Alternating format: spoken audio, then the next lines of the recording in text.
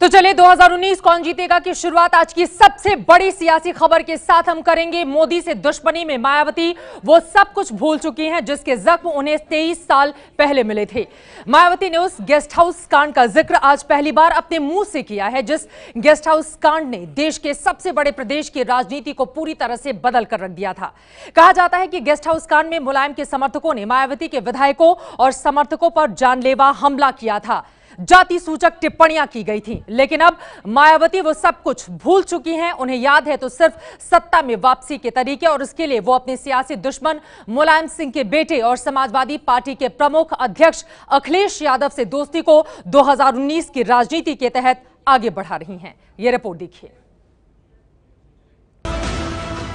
2 जून 1995, 23 साल पहले की यही वो तारीख थी जिसने यूपी के 2 सियासी दोस्तों को दुश्मन बना दिया था। जी हां, मायावती और मुलायम की ना भूलने वाली दुश्मनी यहीं से शुरू हुई थी। लेकिन आज मायावती ने दुश्मनी के उस गेस्ट हाउस कांड को भुला दिया है। जब 2 जून सन 1995 को लखनऊ में स्टेट गेस्ट हाउस कांड हुआ था, तो तब सपा के वर्तमान राष्ट्रीय अध्यक्ष श्री अखिलेश यादव का राजनीति से दूर दूर तक का कुछ भी वास्ता नहीं था।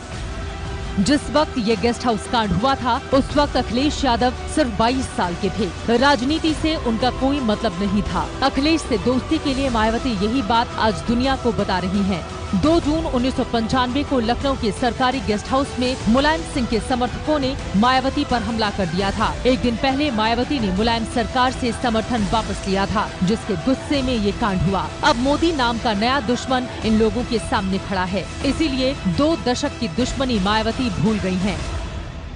बीजेपी के नेतागण अब अपने राजनीतिक स्वार्थ में सपा के खिलाफ स्टेट गेस्ट हाउस की अप्रिय व दुखद घटना की तो लोगों को जरूर याद दिलाते हैं, परंतु जिस पुलिस अधिकारी की मौजूदगी व सीधे संरक्षण में तत्कालीन सपा सरकार द्वारा स्टेट गेस्ट हाउस कांड कराया गया था, तो अब उसी पुलिस अधिकारी को पुलिस प्रमुख अर्थात डीजीपी बनाया हुआ। गेस्ट हाउस कांड को लेकर लिखी गई किताबों के मुताबिक उस दिन समाजवादी पार्टी के सैकड़ों कार्यकर्ता हिंसक हो गए थे। पुलिस किसी को रोक नहीं रही थी और उन्मादी भीड़ गेस्ट हाउस में घुसकर मायावती के विधायकों पर टूट पड़ी थी। मायावती ने बचने के लिए तब खुद को एक कमरे में कैद कर लिया था। प्रत्यक्षतया उनके कमरे में घुस करके तो कुछ नहीं हुआ, लेकिन ये जरूर था कि चारों तरफ से जैसे कि सीज कर लिया जाए, तो समाजवादी पार्टी के कार्यकर्ता चारों तरफ थे और वो वहां से नारे लगा रहे थे और रात भर इस प्रकार का जो है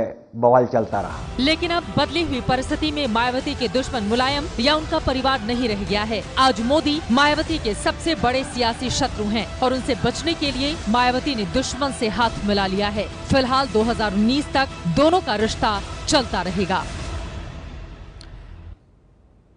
गेस्ट हाउस कांड भूल गई हैं मायावती और उन्होंने साफ किया है कि बीएसपी के साथ समाजवादी पार्टी का गठबंधन आगे भी जारी रहेगा। ऐसा हुआ क्यों? 2019 की राजनीति आखिर कहती क्या है? सबसे पहले आपको आगे बढ़ते हुए 2014 के आंकड़े दिखा देते हैं, जिसके डर ने आज मायावती और अखिलेश को एक साथ लाकर खड़ा कर दिया है।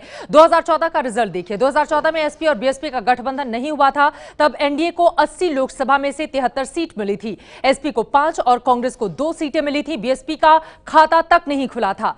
अगर 2014 में गठबंधन रहता तो फिर बीजेपी को सिर्फ 37 सीटों पर ही जीत मिलती और गठबंधन को 41 सीटें मिलती। यानी 2019 में गठबंधन होने पर ऐसी तस्वीर हो सकती है और इसी लिहाज से गेस्ट हाउस कांड को भुला दिया है मायावती ने।